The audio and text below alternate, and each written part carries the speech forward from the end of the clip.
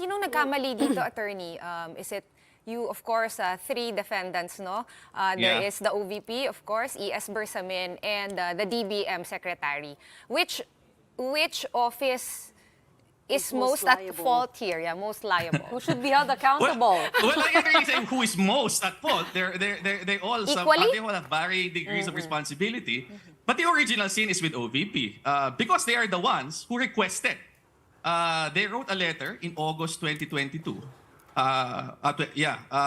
requesting specifically for confidential funds, even when they were aware, or they should have been aware, that there was no allocation for confidential funds in the 2022 GAA under the Office of the Vice President. So that's really the original sin here. Now, Pero, the fact that it was attorney, may eventually nagbigay. granted.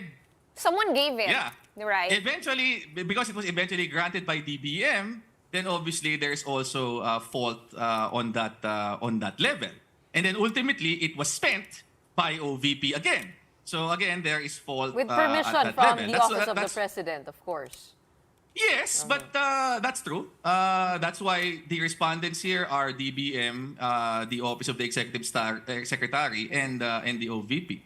On the assumption that they should have known what the law and what the Constitution provided for, and yet, notwithstanding that, this happened.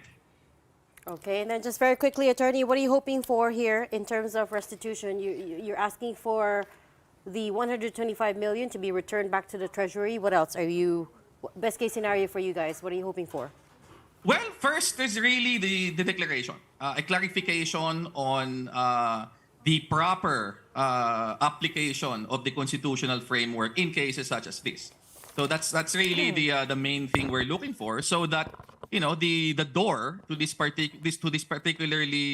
potentially dangerous process where accountability can be evaded is closed. Okay. And then secondly, we're specifically asking that the money actually be returned to the Treasury if it is found that it was improperly released to the OVP in the form of a confidential fund. Because ultimately, this is the people's money. If it was disbursed in violation of the Constitution and our existing laws, then the responsible officer should be held to account for it.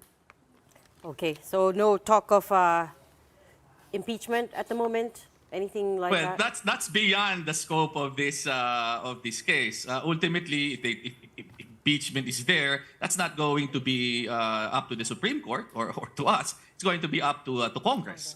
So depending on the outcome, we have to wait and see what they will do, if anything.